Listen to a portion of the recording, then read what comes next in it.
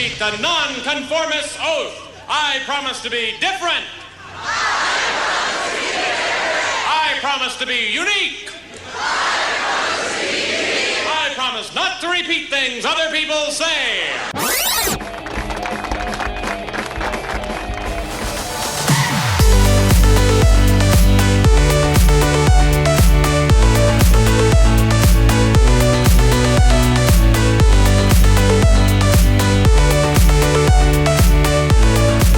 Hey, welcome back to Positive Blatherings with Fitz. And yes, I know I'm the worst at doing podcasts. I tell people, show people how to do podcasts, help them do podcasts. And when it comes to myself, it's a shit show. But it's a good show because I'm bringing on some pretty sweet guests, and a lot of this is total happenstance on how I meet these people. And this guy, so it's kind of the Scott show. This afternoon, this morning, whenever you're listening to this. Scott Grates is an author, scottgrates.com, and he has this book that I'm going to hold up to the camera right now, Referrals Done Right. And, at first glance, you're like, oh, referrals. What does that say to you? Is that like a real estate thing? Is that and this is a small business. I would almost say this is like a small business Bible. And I gotta read the dedication here because this really sums it up for me. This book is for the bold, courageous, hardworking, inspired optimist who had a 10,000-foot vision of better serving those around them with a business of their own. I'm glad you took the leap and excited to provide a parachute. That's awesome. That is just so awesome. Appreciate that. Thanks for joining me today, Scott. Absolutely. Listen, I mean, when I read, your podcast all about being positive, no prep work and no script, I'm like, sign me up. I'm in. I can do all of that. And it's really about like just having a conversation, with the person and letting the conversation kind of unfold as we go. Kind of, I don't know what's going to happen. I don't know what's going to be said, but we're going to get there and it's going to be fun. And we might go in a completely different direction. Like my intention is to talk about your writing process and the journey that you've taken to write this book. But we might end up, spending 20 minutes on your dogs or cats or whatever you have. So yeah, not the cat. The cat and I aren't getting along currently, oh, no? But excited to see where it goes for sure. This could go a lot of places, man. But it's funny you talk about the title. There's obviously so much talk. You have a working title, and then you're working with a team at the publishing company, and everyone's got different thoughts and ideas. And really, the book is about relationships, more specifically, relationship marketing and how we operate in this connection economy. And what was once old is really new again, because in this digitally dominated world that we live in, where everyone's trying to fight for the same, business in these traditional ways, cold, frankly, ways, right? Just the eyeball to eyeball, the human interactions, conversations like this, meaningful connections, they matter. But I couldn't name the book Relationship anything, because then that puts it in a whole different category at the bookstore. And it's a business book. And referrals, it's funny. It's a book about referrals. And then in the book, I talk about, we really shouldn't use the word referrals. It's better to introduce people or connect people. Referrals has this cold business feel to it, but everyone in business knows what a referral is. So it's on the cover, and here we are. Yeah, and that's a really great point, because the relationships, I look at my business, and yes, I've done some advertising, I've done some radio, but really 98% of what I bring in here is all word of mouth. It's talking to someone like you who says, "Oh, hey, I know a guy," and being the guy that people know, and it's those relationships that it's probably my favorite part about business, besides actually doing what I love to do, which is all this techie stuff, being surrounded by wires and knobs and buttons and VU meters and stuff is really cool. But the relationships, going and having someone say, "I've got this problem. I really need to do this and I don't know how." And I go, "Oh yeah, let's do it this way." And we figure it out. And then they're all excited and they're like, "Wow, that's so much better than I thought it could be." And then I'm like, I have done my work. you know, that's in that voice. yes, But no, exactly. listen, Scott, you're hitting on where the book starts, and you can't be the guy or be referred if you aren't referable. And so what you're hitting on is you have to have just a tremendous amount of value. You have to create this unique, memorable customer experience where it's like, wow, Fitz does this better than anyone else. Like if you're looking for this, you need to go see him. And so really it all starts with the value. And I think with business relationships, sometimes we feel entitled, or there's this expectation that, hey, I'll help you and you help me, and I'll take you to a Rochester Amherst game, and then you're going to send me everyone, that type of deal. But the reality is that the value has to come first. Otherwise, you haven't earned the right to be introduced to others. So that's really where we start this journey is be freaking awesome at what you do. Yeah. And what gets me is that sometimes I forget that, people know a lot of people. So I take that to heart. I'm like, oh, I worked with this person, and then I see them working with someone else who's doing something similar to me. And I take that personally, and I'm like, oh my God, what did I do wrong? How did I screw this up?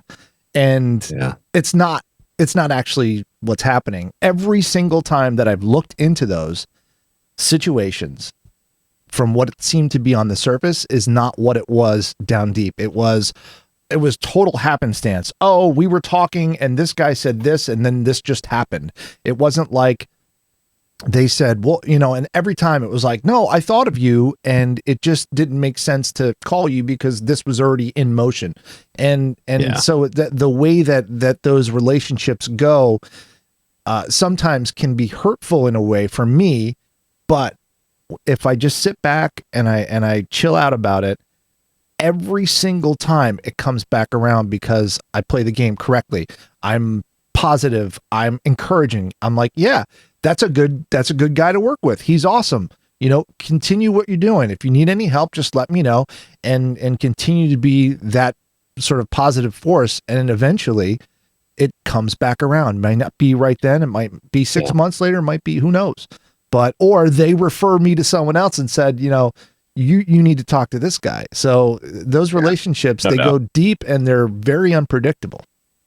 So what's funny there is we all do this as humans. We create this false narrative when we don't know the real reason why. Yeah. So we see something from the outside, and then it's like, oh, I must have did something wrong, or oh, they must not like me, or oh, they must be, whatever. And we create this entire narrative just isn't true. And, so I'm an insurance agency owner, and we're in a high volume business.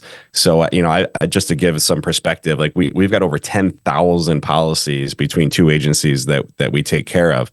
And so I joke all the time, like, how many places can I eat pizza? How many places can I get my hair cut? Right. Like I can't reciprocate to everyone who does business with me because I insure 20 pizzeria owners, Right.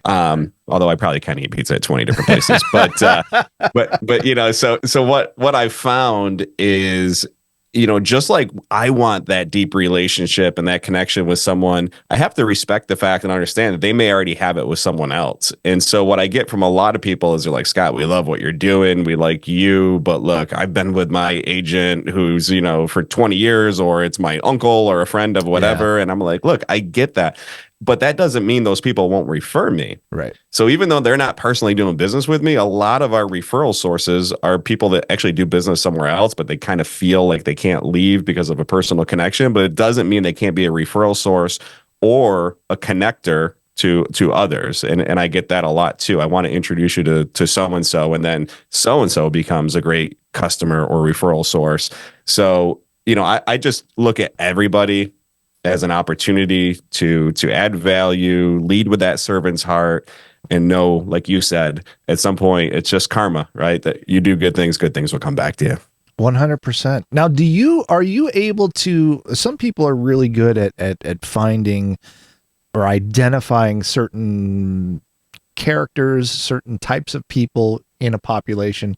So are you the kind of person who can look at someone and say, I know this person is like this, or I think this person is like this, and I'm going to use that to my advantage not in a devious way, but Yeah, no, you know how someone is, you know what kind of person they are, and you know how to approach it better rather than just going in, you know, like full bore and being like, "Hey, I'm a salesman." You know? So I love that you said that because, you know, I've been in sales 25 years. I actually started my career just down the road from you at Raymore and Flanagan's in Eastview Mall. And We just that's got a a whole new nother Raymore podcast. and Flanagan recliner. Love it. Okay. Yeah. It's good stuff. I still have a lot of the stuff that I had bought there 20 something years ago. But the I share that because I've always been in sales, but I say I've never sold a thing, and I truly mean that. Like I feel like if you're trying to sell something or somebody, then you're doing it the wrong way. I ask a lot of questions. I get to understand people, what their interests are, what their needs are. I educate them on different products and services, even stuff that I don't have, right? And I just live by this mantra that if you do the right thing for the right person at the right moment, you'll never be wrong. And you know, ultimately, if they're going to buy, great. But if they're not, who cares, right? I did my job. I educated them and I helped them understand, you know, what they're potentially in the market for, what a potential need might be. And at some point, that all comes back. So you know, I am a salesman, but I've never sold anything, which sounds really bad, but it's true. And so, you know, it's now, what was the original question? I lost track there. Was there a question? Identifying people. Yeah, no, I'm sorry. You were talking about identifying people. So what I do is I get very strategic and intentional with what I refer to as parallel markets. And so again, I'm in insurance. So who's working with my potential customers, right? Who already has those strong relationships with my potential customers, people I want to work with? And so in my industry, it's realtors, it's mortgage brokers, it's car dealers, it's attorneys, right? So really anyone that is involved in the home or auto industry that's already working with people who own homes or have cars or potentially need life insurance. I don't look for the customers. I look for the realtors, the attorneys, the car dealers, the mortgage brokers, and I work my butt off to establish relationships with them. All value driven, never ask for a thing. Just how can I help them? How can I support them so that when they think of insurance, as they talk to one of their customers, like, hey, you got to go see Scott, right? And that's way more powerful than any traditional marketing I'll do because my ad is going to be just like everyone else's ad in some capacity, and it's cold and it becomes white noise because there's billions of dollars that are being spent on this stuff. But when your mortgage broker says, hey, the only person you need to work with when it comes to insurance is Scott, now I'm already endorsed by a third party, someone they trust, and now it's a whole different conversation when they come to me. So yes, I get very strategic and intentional. That's what the book is about. To do it the right way is to add the value and then develop those relationships with the right people who will ultimately send you the people they know, and everything becomes a lot more fun. So as of like right now on the surface, and I'm sure deeper than the surface, you're a professional guy, you're a successful guy, you've got successful businesses, you just came out with a book, you got a nice haircut, you got a nice background, you got a nice microphone. I mean, there's pretty much nothing I don't like about you, but you've not always been on top. You've had some low points. You've gone through the problems. You've been there, done that.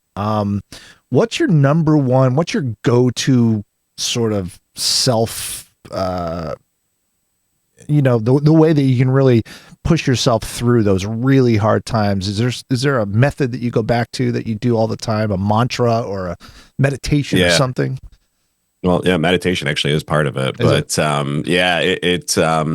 and I love that you bring that up, right? Because we celebrate people for what they do in public, and we forget that they put a lot of work in private. And people that are at the top of the mountain, that you miss all the climbing and the falling and the wanting to quit, along the way. And I grew up very poor.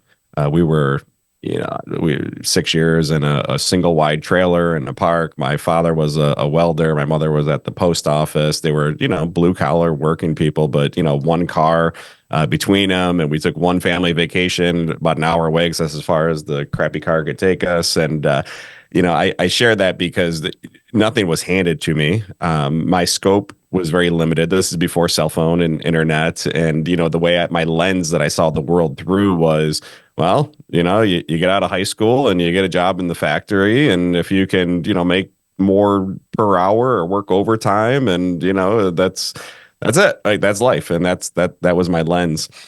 And I won't bore you with kind of some fortunate things that happened and great mentors that I found along the way that kind of pushed me outside of that. But that's to answer crucial, the question, the mentors are crucial. well, I guess the long story short is I was fortunate to have those mentors. One being a high school football coach who encouraged me to look at college. No one in my family ever went to college.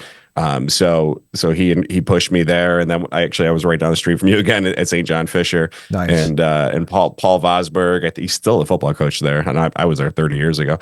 But he was a great mentor to me to encourage me to go to Fisher. Because I was like, oh, I got a gig at the factory. Like, they're paying, triple the minimum wage. It seems like a good deal. And then I was able to get a job and in sales. I had a great mentor at that store at Eastview Mall, Alan Shockey, who's since passed away. But, he took me under his wing and kind of taught me the psychology of sales and working with people. And so one thing just kind of led to another. And I was very fortunate that I was pushed outside of my comfort zone. And so that's something that I still do to this day. I'm constantly pushing myself out of the comfort zone. When I started the business, I had no business experience. I had no insurance experience. I had just lost my job in 2008 with the financial crisis. I was with HSBC. They pulled 6,500 jobs out of North America. I was one of them. We had 2 kids in diapers. My wife was a school teacher. And I feel like I'm talking to myself. Well, I went through the same thing, roughly the same thing at the same time. I was let go from my job. I had 3 kids in diapers. Yeah, wow. Right. So you start learning a few things about yourself during that process. Yeah. And so really the best advice, here's the answer to the question. The best advice that I could give and what I truly took on is this mindset of just win the day. Right. So we're recording this on Thursday, September 5th. And my only goal today is to identify 1 or 2 things that if I get done before I go to bed tonight, then I've won September 5th and I have earned the right to move on to September 6th. And let's get after it again. I think one of the mistakes we make is we think too big. Yeah. I know that sounds counterintuitive to what, a lot of the motivational people will tell you. I'm not saying don't have long-term goals, definitely have long-term goals, but your focus today needs to be on today. And so where we get discouraged and where we want to quit is because 1,000 miles away and we took 2 steps and we're like, shit, none of this mattered. I'm not even making a dent in this. Like, why bother? But if my goal was 2 steps and I did it today, then it's a whole different mindset that, man, I just crushed this thing. Right. And now if I can do 2 more steps tomorrow and suddenly you wake up 20 years later and all this great stuff has happened and people ask you, how'd you do it? And it's like, just one day at a time. They're like, BS, stupid answer, cliche. And I'm like, no, but that's the truth. Wow. No, that's amazing. And that's kind of like what I'm going through right now is I'm on the verge of a possible expansion with a new sort of business idea that's related to what I do. And I'm scared to death because it's signing a lease. It's doubling my rent. It's, investing in things that may or may not work. I don't know. I think they'll work. I've got a good feeling. I've got people telling me that it'll work and it's a good idea, but you never know. So yeah, I'll bet on you. I bet it works. Well, so that actually does that. I laugh because we're like, hey, I'm bet on you, but that actually makes me feel good. Like when someone like you says, hey, that's a good idea. Like I'm going to listen, when listen. Well, my wife says it's a good idea, then I'm like, you're wrong. We talked briefly off air, but before we started this. And so I'm somewhat familiar with the idea and just seeing what you've already done and doing some research on you and looking at how you want to expand. Absolutely. I'm just a huge fan of scaling a successful model. And you have a successful model, you have a brand, what works, you've put in the reps. And so absolutely, take that next step and make it bigger. And the other thing that I use is I call it a fear cue, and it's interesting that you talked about it's scary, right? And so to me, when something's scary, I know I'm on the right track. Right. When I don't have that challenge or things aren't scary to me, it's like, well, what are you doing? Why bother? And so That's just true. the fact that you're scared, I like it. Now, was there a point early on in your career, especially when, like for me, the biggest thing recently has been taking on a part-time employee, which it's a new thing for me. I have plenty of contractors that work on a per job basis, but there's no worry for me. I'm not supporting anyone. They're not depending on me necessarily on a weekly basis or, a paycheck basis. So for me to take on an employee was like a really big step, and it was frightening as hell because I'm like, someone's like, I don't know what I'm doing. I'm stumbling through this day to day. I have no idea what I'm doing. And you say a scalable business. And I've heard in the hundreds of podcasts that have come through here in the last year, I can't tell you how many times I've had business people talking about scalable business. Get a business and make it scalable so that you can, and and they go through the whole thing. And I'm thinking about it and I'm like, that sounds like a great idea. I don't have clue one on how to do it, but well, you do, and you are doing it because that is the first step is to leverage your time by using someone else's time. And that's employees, right? And so really the model becomes at its simplest form. Start with what you don't like doing, what's not worth your time, what's below your pay grade. This is difficult for a lot of people, right? You got to put an hourly rate on you, right? What's my time worth? Because you only get so much time. And so and I'm just throwing a number out there, but if your time is worth $100 an hour, then you shouldn't be doing $15, $20 an hour work. Right. You either have to outsource it or you have to hire to it. And then you start looking at the things that you're spending your time on. And it's like, well, if I wasn't spending 2 hours of my day doing that, what could I be doing that would be able to build my brand, build the business and earn me more money? And that's, when you hire. And then ultimately, you just have this whole system of either replacing yourself or replacing things you're outsourcing internally along the way, and really just find the one or two things. You're a book guy, so there's a great book by Gary Keller. I think it's co-authored, but Gary Keller is one of the authors, called The One Thing. Yeah, I've heard about that.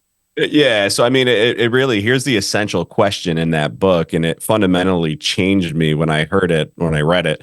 It was, if you can do one thing at such a high level that nothing else mattered and everything else became inconsequential, what would that one thing be? And, when I first opened the agency, I was the head of 11 different departments. Out of necessity. I had no money. I had no experience, 15-hour days. And I had no customers. So I was the salesperson, the service person, and everything in between, the HR person. And so I said, look, if I'm going to leverage this thing, I'm going to use other people's time to do the sales, to service the customers we have, then my one thing has to be the ability to recruit, hire, train, motivate, team. Like, I've got to be really great at finding, hiring, and developing people. And so I put all of my time and energy just there. And I stopped trying to figure out where the customer is coming from and who's going to, do this after we write them, and who's going to take care of claims and who's going to take care of billing. Right. And so then I just said, who's going to be the person? And I spent all my time trying to find the people. And really for 15 years, that's been the process. Today, we've got, 23, 24 employees between 3 different businesses. And, the coolest thing is, I don't want to say it all runs without me, but it kind of does. Yeah. That's the goal, right?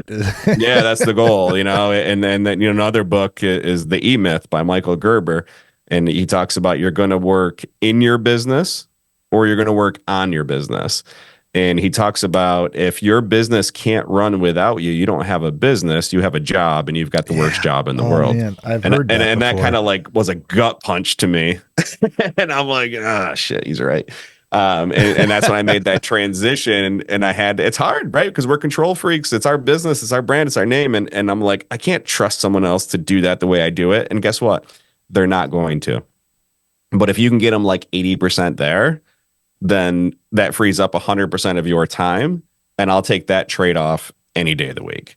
So that's kind of the scaling model. This is like a master class for me. So you should be billing me for this. No way, man. I don't want to give you any ideas. We'll sell some books. Yeah, I hope so. The one thing that I do want to kind of move to the side here is, but it's related. You're talking about scaling, you're talking about business and all this kind of stuff. And then there's family, there's a wife and kids, and there's, other family members and friends and pastimes and hobbies and things you like to do. And, I've found it very difficult to balance those. And this, one of the things that I've worked on in the last year was to prioritize those times for me, for my family, and start saying no to things that weren't, so dire, because, every client wants it tomorrow and they need it, and the world's going to end if they don't get it. So how have you been about balancing that, and were you always good at it? No, I wasn't. I was never good at anything, to be honest with you. Everything's been an evolution. But I there's actually 3 things in there. I was feverishly taking notes as you were talking there, but the word no is the most powerful word for a business owner, for a solopreneur, really for any of us. Real quick, this is a whole thing I do in live seminars, but I teach this triple D approach, which is do it, delegate it, or decline it. And the decline it is the just say no part. And so I really have these 2 or 3 things that are Kevin Elko talks about, keep your main thing the main thing. And so right now I've got 2 or 3 main focuses, and anytime a request comes through, it's one of 3 things. It's, I'm going to do it. I'm going to do it immediately. I'm the freak that has no emails in his email box, right? Because I'm OCD. Like I'm either going to do it or I'm going to delegate it. And now here's where my 23 employees will tell you this is the place I'm the best. I delegate like everything to them, and they're great at what they do. So that's why I do it.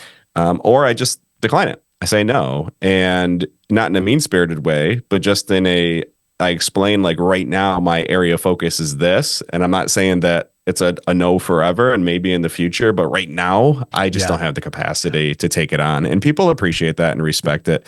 So that's my triple D approach, which I use every single day, and I'm not afraid to say no to things, and I'm really good at delegating. But the other thing with the family, my wife and I, we host a local podcast, and we were just talking about it yesterday with a young business owner who was on. And I think in the Referrals Done Right book, I talk about this. Actually, I do. I don't know which chapter, but it's this work-life balance myth for the business owner.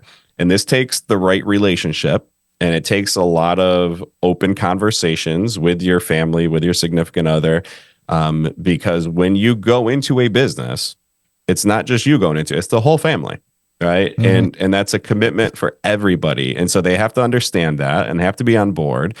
And so rather than this work-life balance where it's like, I'm fully engaged at work and nothing else, or I'm fully engaged with family and I can't think about work and I'm an a-hole if I do, we've adopted this work-life integration where this is who we are. Like, we are the brand.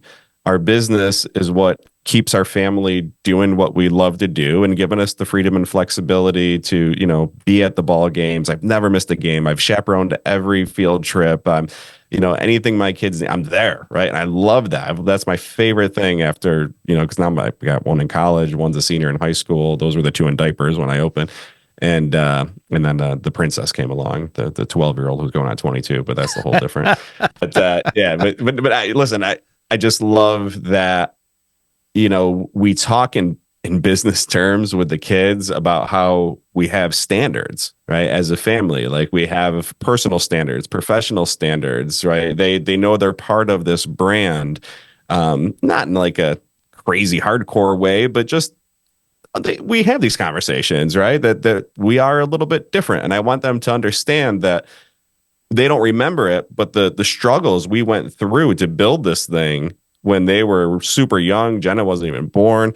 And so they're kind of coming in at the tail end and enjoying a lot of the fruits. And then we're very, they all have, well, not the 12-year-old, but the boys have jobs, not at the business, elsewhere, because I didn't want to enable them with that. They have their own money. They have their own responsibilities. So we're there to support, but we're not going to enable. The same way that, we grew up where we had to figure it out ourselves, with just, we offer them a little more guidance. But anyway, work-life integration is really where we've gotten this thing to, where I like that. We don't stop working. We don't stop living. We can do it all at once. Yeah. And it's a real approach. It's a reality approach. Like, this is how it is. And it can't be any, so let's make the best of how it is, and don't try to live to some standard that we read somewhere that you have to do. That's what you have to emulate. It's like, this is how we are. I love my kids wear my ROC Vox shirts to school all the time. As they should. It's just one of, and it's probably because we haven't had time to go buy them clothes lately, but mostly here's a free t-shirt. But it's cool to see the kids proud of something that I'm doing, and it being on my own. I want to get back to the writing process of putting this book together. And I'm sure that this is the culmination of many years of, little nuggets that you're like, ooh, I gotta tell people about that and stuff. So how long ago did you decide you were going to write a book, and how long did it take you to actually put it together? Yeah. So great question. And you're right. It's not, just hey, now I'm going to do a book. It's been hundreds and hundreds of pages of notes right through the years. But so this book's actually my third one. It's my first one traditionally published 7 years ago. Frankly, honestly, as a straight up lead magnet to my coaching consulting company, I wrote a book called Insurance Agency Optimization. It gave insurance agency owners enough meat to be like, hey, there's some value here. And I like what this guy, his approach and the brand. And, then they got to the website, and here's what we can offer you, from a membership standpoint, right? So the goal was to get people to the website so they could become members, and we could monetize that way. Because you don't really, unless you're Colleen Hoover or Stephen King, you don't really make money off of a book. I mean, you can, but it's very difficult. Like, we call it a very expensive business card, right? Yeah. It's a resume builder. It's, hey, now you're an author, you're a speaker, like I've been on a TEDx stage. And so everything's kind of led to the next. But anyway, so the process started there 7 years ago when I self-published that, and just so many lessons. And then when my oldest son became a senior in high school, I got thinking to myself, man, financially we're good. If something happens to me, like I sell life insurance, I have a lot of life insurance, right? Like they'll be okay financially if something happens. But there's a lot of stuff in the old man's head that if I die, as cold as that sounds, but it was just how I think, I would take with me. And I didn't want that. Like, as my kids were becoming adults, I'm like, I want them to have something they can hold and look back at, for 100 years from now, my grandkids, kids I'll never meet, great grandkids. So I every morning I woke up and I just started writing different thoughts and ideas and stories and lessons from my life. And none of it was preachy. It was all just common denominator success principles and habits, and helping my son understand that you're going to come to a lot of crossroads in life, and you're going to have to make a decision, right? And I'm not here to tell you what decision to make, but here's how you can prepare for that decision, and just work through some mindset, some critical thinking, discernment, skills that they don't learn in school. And so that became the essential F words for teens. So 9 different sections of the book, all starting with F. Obviously, none of them are the F word, but that was the punchy title. And that, really took off. That was also self-published, but I worked with a professional editor on that one and learned a lot from that. And really the book business, shockingly, Fitz, it's a money business, right? A lot of money. And so when you talk to a traditional publishing company, really all they care about is how big is your network? How big's your email list? How big's your social following? They want to know how many books you can sell, Yep. if they're going to invest in you. And so through all of this, and that's why I shared the backstory, we were building the community, right? Through the agency, through the consulting company, through the podcast. Had 10,000 plus people on our email list and over 10,000 social media followers. And now all of a sudden, traditional publishing companies were like, hey, let's talk. So this book, Referrals Done Right, was the first time I worked with a traditional publishing company, which was really cool because then I got a team of professional writers. I thought I was a decent writer. Then I started working with professional writers. I'm like, ooh, I don't know anything about writing. And so it was a 10-month process. They challenged me in ways that was just awesome. That I would never have thought of different systems and concepts and ways to do things. They offer suggestions, some ghost writing, if you will, right? Every word in that book is not mine. It got my approval, right? But they would give me the process was they'd give me a bunch of questions to answer. And then every week we jump on a Zoom call, and there were 3 or 4 of them. They're all different roles, and we would just hour long back and forth kind of interview, right? And think tank, go through these things, and then that would turn into, all right, hey, write about this, and then they take the answer to my questions, they take my writing, and then they would offer suggestions, edits, and it was just this process of back and forth.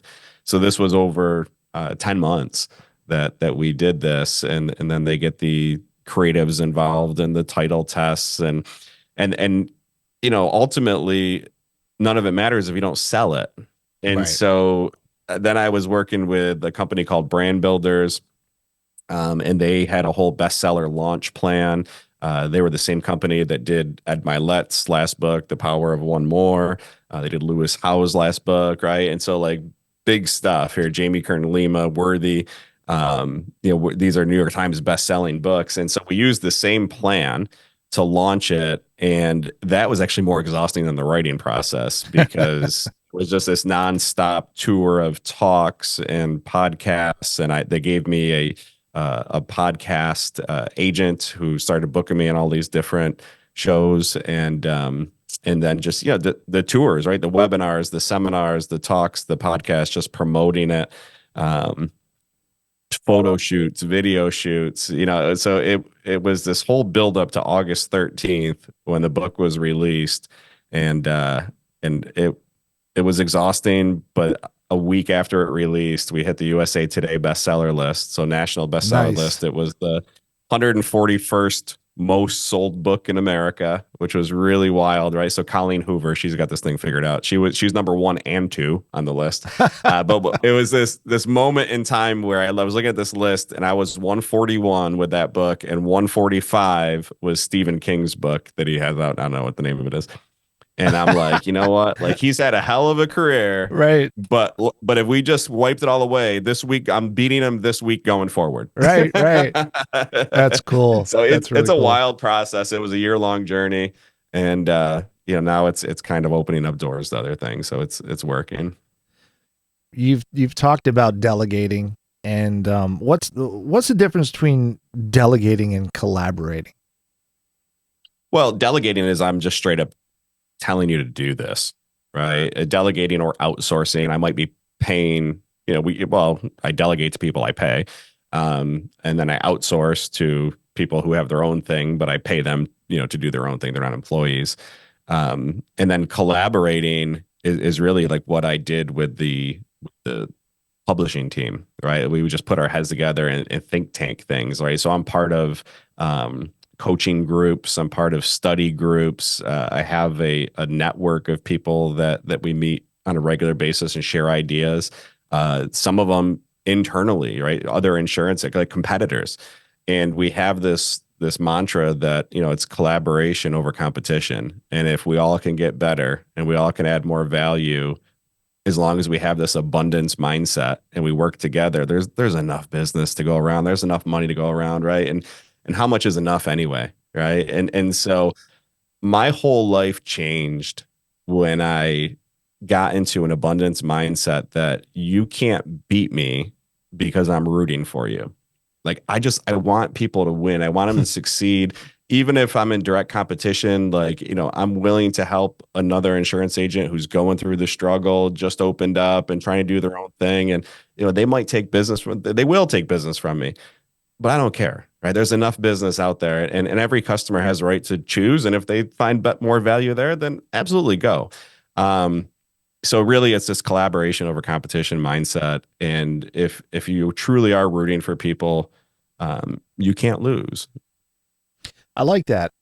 The reason why I asked, it's kind of a silly question. Like the difference to most people, the difference between collaboration and delegation is pretty obvious. Until you work with a micromanager. And then the delegation and collaboration sort of become this morphed weird thing that it's like, well, you told me to do this, so now why are you working with me on this? So that's why I wanted to see what your answer was. I knew it.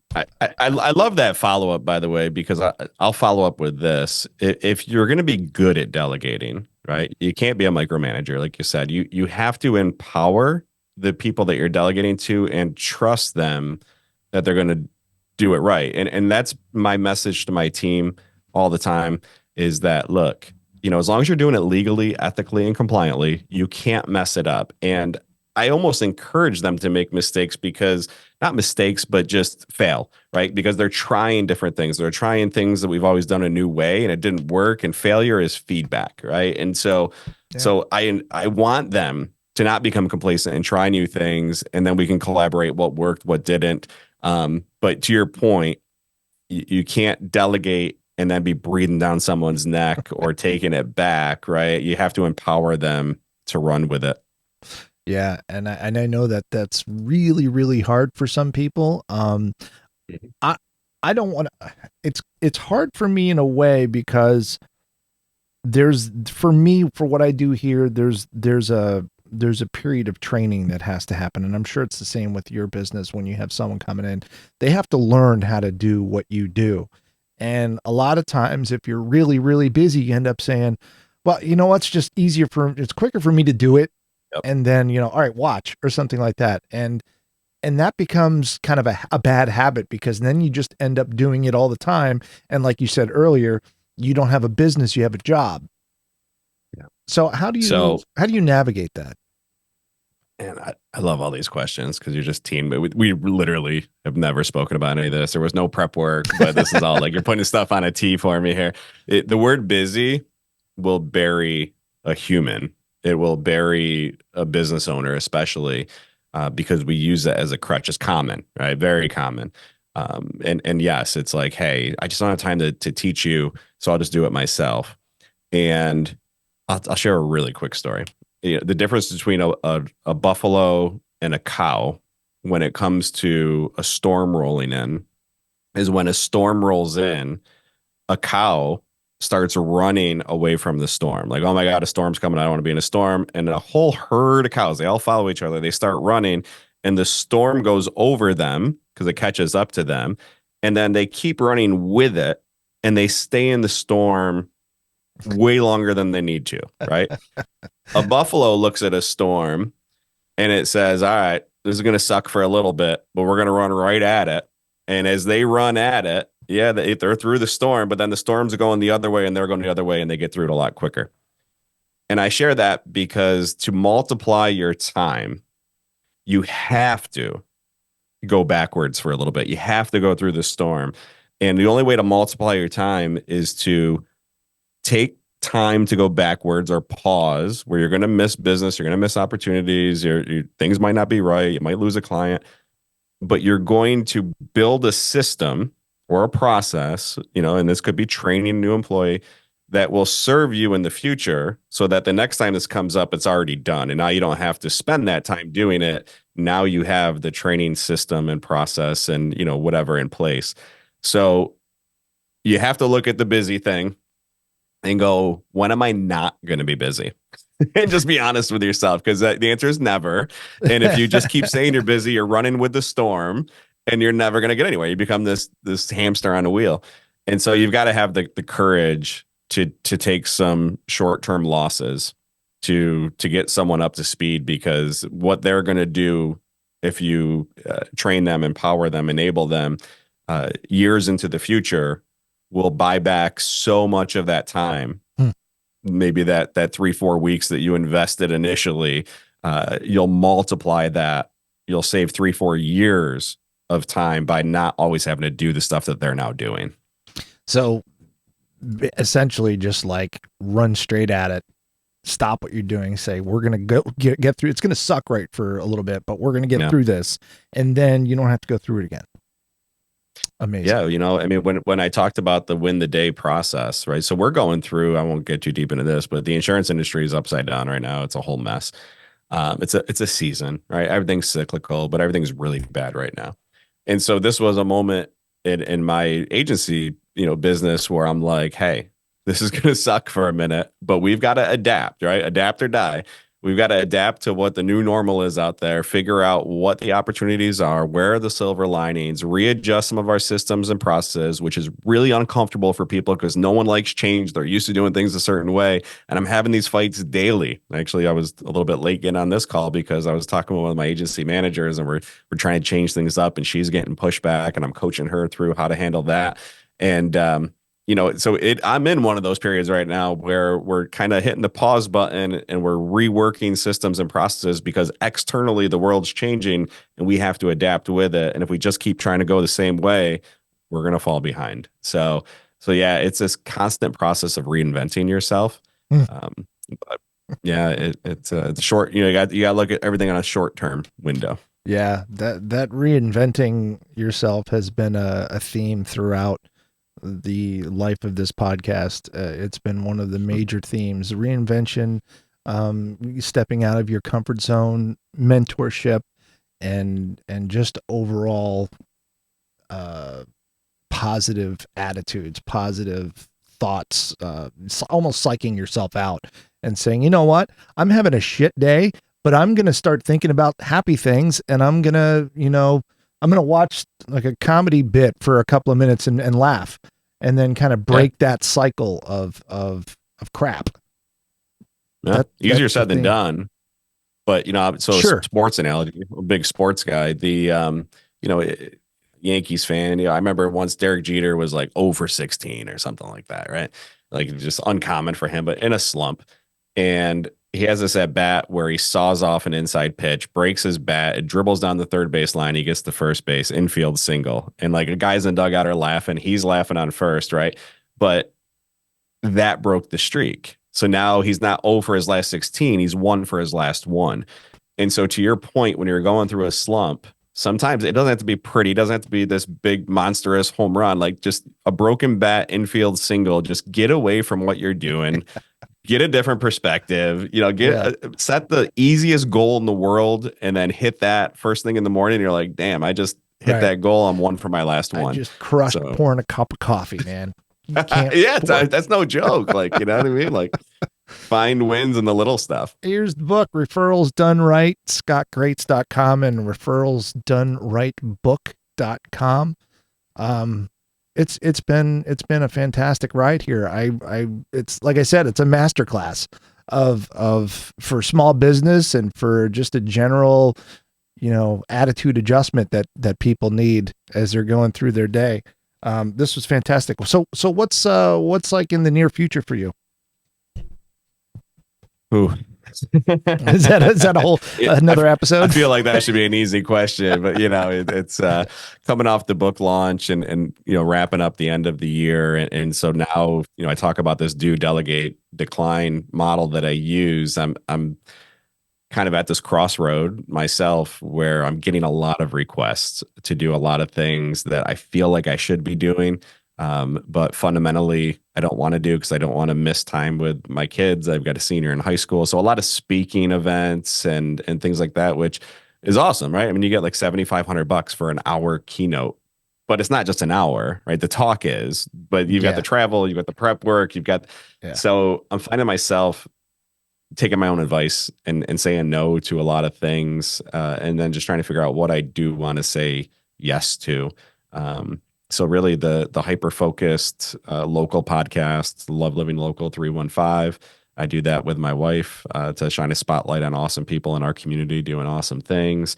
And then I do the Referrals Done Right podcast, which releases 2 episodes a week and really just gives people a deeper conversation with other business owners on relationship marketing. So really that's my core focus. Obviously the agencies that's what's paying, the bulk of the bills and putting the kids through college. But yeah, that's where my heart is right now. Just trying to serve as many people as possible while staying true to my values and standards and family. Well, that being said, I'm really honored that you took an hour out of your day to sit and rap with me about this kind of stuff, and just some schmo in the 585. But I do appreciate it, and I'm really glad that I met you through Martina and her podcast, Uptown Girls. That was you were a great guest on that one, and I was like, I want to talk to him some more. So well, I'm glad you reached out. This was a lot of fun, and I think we could potentially collaborate in the future as well. So. I love it. I love collaboration. Well, that is it for today. PositiveBlatherings.com. I think that website still works, but ScottGrates.com, and the book is Referrals Done Right, and they can find it on Amazon and any other places. Anywhere books are sold. Anywhere books are wherever sold. Books are sold. Yep. And I got this bad boy in the pre-order. So I sat here and I got to get you a signed one. Yes, that's right. That's my commitment. Cool. It'll be worth less after I sign it. Right. Come on.